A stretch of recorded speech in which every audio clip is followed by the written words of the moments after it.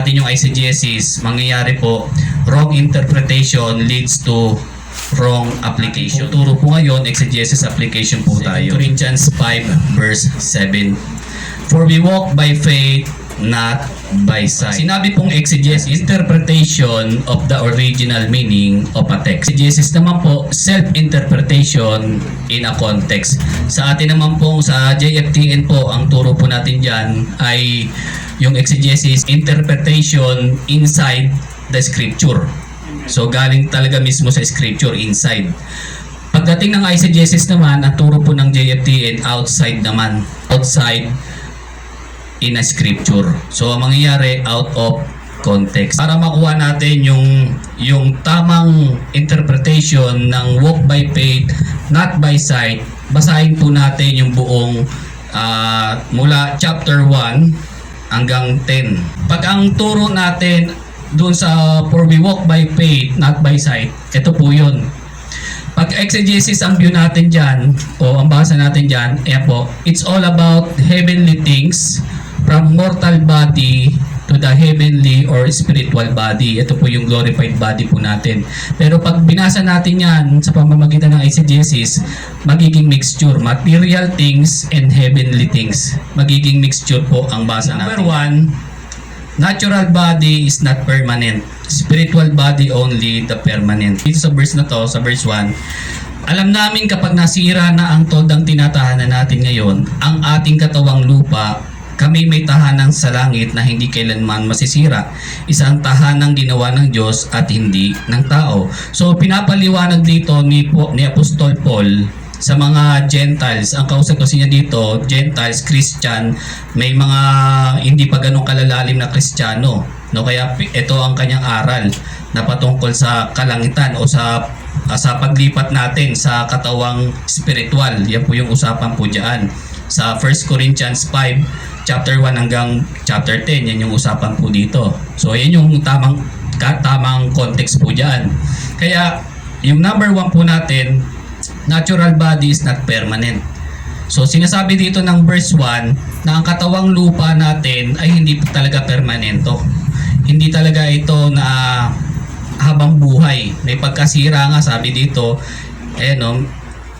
etong tinatahanan namin ngayon, ang ating katawang lupa, kami may tahanan sa langit na hindi kailan masisira. So etong katawang lupang ito masisira, mamamatay. Meron ba dito na hindi mamamatay? So tama ang sinabi ni Paul na ang katawang lupa natin ay mamamatay talaga at papalitan ito ng may buhay na walang hanggan sa pamamagitan lamang ni Kristo. So yun yung sinasabi ng verse 1. Yan yung usapan po. So letter A, we have a home that will never be destroyed. 1 Corinthians 15:42. Pag binasa nyo rin po ito, ang usapan din dito ay patungkol sa buhay at sa spiritual na buhay. Ayan. Gayon din sa muling pagkabuhay ng mga patay, ang inilibing ay mabubulok, ngunit hindi mabubulok kailanman ang muling binuhay. Walang karangalan at mahina ng ilibing, marangal at malakas mo sa muling pagkabuhay.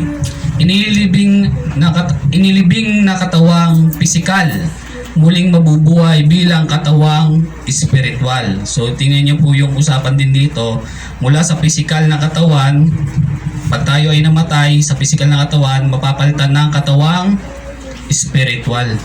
Ayan. Kung may katawang pisikal, mayroon ding katawang spiritual. Kaya hindi tayo nabubuhay lamang sa pisikal na katawan. Meron din tayong dapat ingatan na espiritu.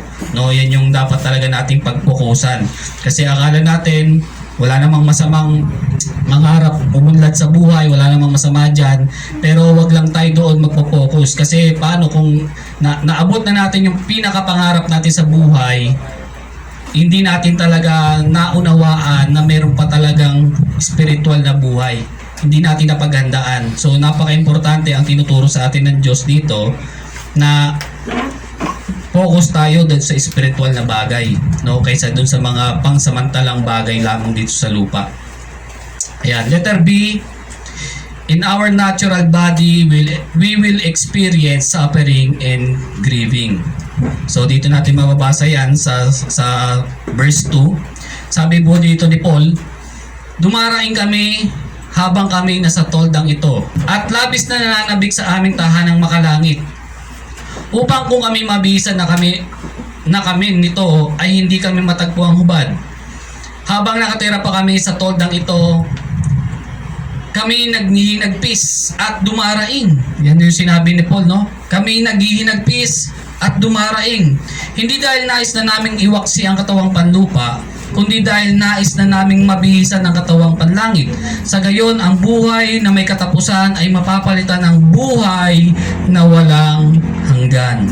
So, yan yung pinaka-ninanais ni Paul, na ang katawang lupang ito talaga ay may pagdaraan ng pagsubok, no? May paghihinagpis, may pagdaing. Kaya sabi nga ni Paul, mas gusto ko pang mawala na sa mundong ito, na sa gayon makapiling ko na ang Diyos, mapalitan na itong katawang lupa ko ng makalangit. So yan yung usapan po dyan. So sa atin din po, hindi porke Kristiyano na tayo ay wala na tayong suffering. Wala na tayong problema na pagdadaanan. Mas matindi pa nga at makikita pa nga natin yung mga problema na pagdadaanan pa po natin. Dati parang wala lang po yung problema, parang wala lang pagsubok pag dumarating sa atin nung hindi pa tayo Christian, parang wala lang.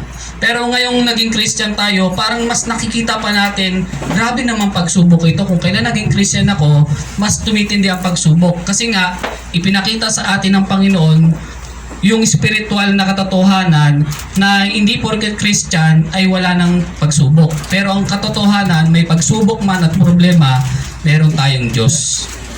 Meron tayong Diyos na kailanman, laging ang verse ni Pastor, Hebrew 13:5, hindi kita iiwan ni pababayaan man. Kasi nga, totoo naman talaga. Yun din ang pangako ng Diyos dun sa Matthew 28.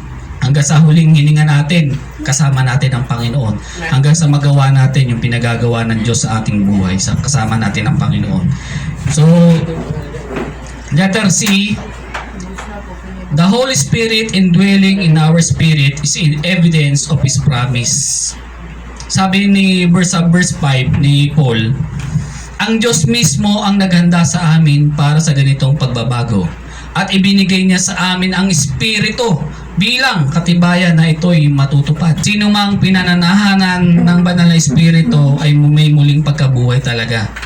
At tayo ay bubuhay ng Panginoon. Sabi sa 1 Corinthians 6:17, but he that is joined unto the Lord is one spirit. So naging isa po tayo.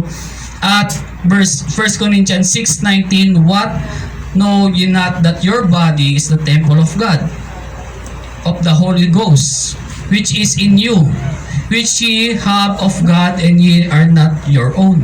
So tayo ay naging templo ng Panginoon. Ang banal na Espiritu ay nanahan na sa atin.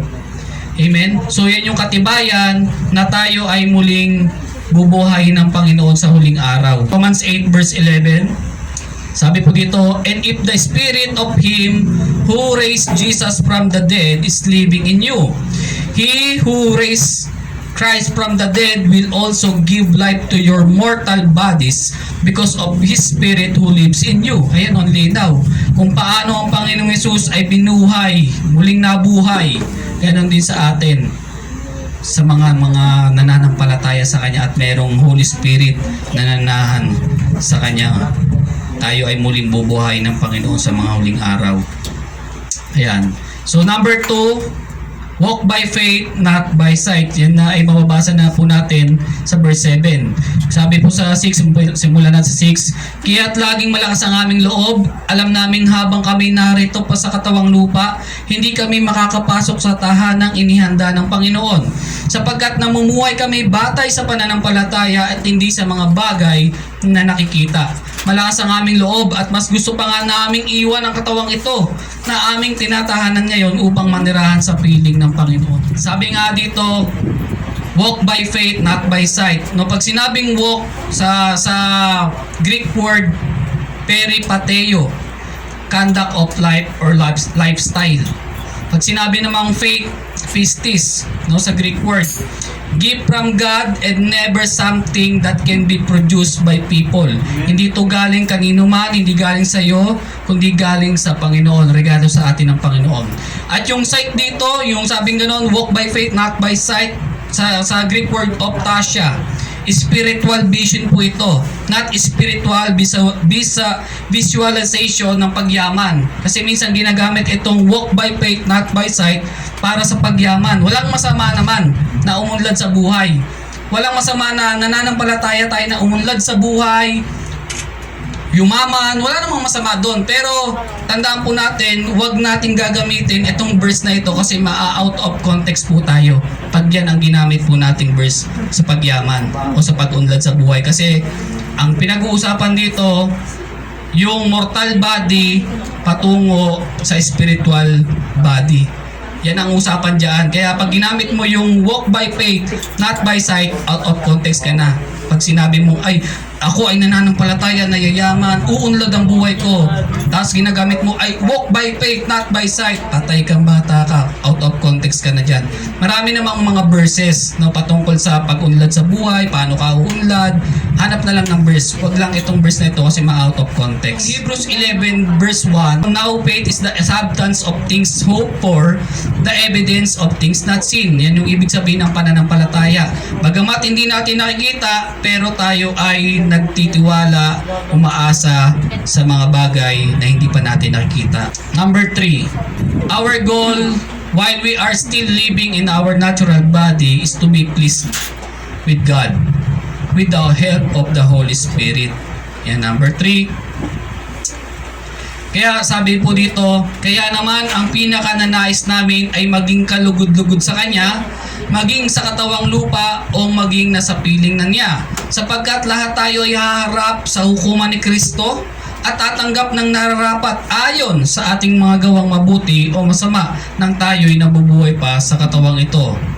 Letter A, we will all face the judgment of Christ. Lahat naman tayo dito kukunin ng Lord, mamamatay, pisikal, at haharap sa Panginoon.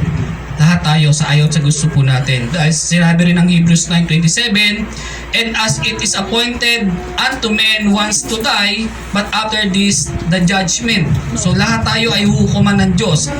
At letter B, we will all receive what we deserve according to our works, good or bad. So tayo ay kung ano ang ating ginawa sa mundong ito, good or bad, ay tatanggap tayo. No, deserve naman natin tumanggap. Kung anong ginawa natin sa mundong ito, nung tayo ay nabubuhay pa, good or bad, Diyos ang bahala sa atin. Pero, ang maganda dito, kapag meron kang Jesus sa buhay, ang bunga nga nun ay mabubuting gawa. Amen? Mabubuting gawa. Pero kapag walang Jesus sa buhay, asahan mo na ang bunga ay kasamaan. Kaya pagharap natin sa Panginoon, good or bad ang ating ginawa sa mundong ito, pag meron kang Jesus sa buhay, humarap tayo sa Diyos, hindi mo na mararanasan yung judgment ng Panginoon. Ibig sabihin yung kaparusahan. Hindi ka na parurusahan kasi meron kang Jesus sa buhay. Pero kapag wala kang Jesus sa buhay, puro kasalanan ang ginagawa, haharap din tayo sa Diyos, yun, may judgment, may kaparusahan. Pero ang sino mang merong Kristo, merong Jesus sa buhay, hindi na tayo parurusahan kasi tinapos na ng Panginoong Hesus sa krus ng Kalbaryo. And letter C, our reward is Christ Himself, and He is the only way for us to enter heaven. No po? Walang ibang makakapagligtas sa atin kundi ang Panginoong Hesus.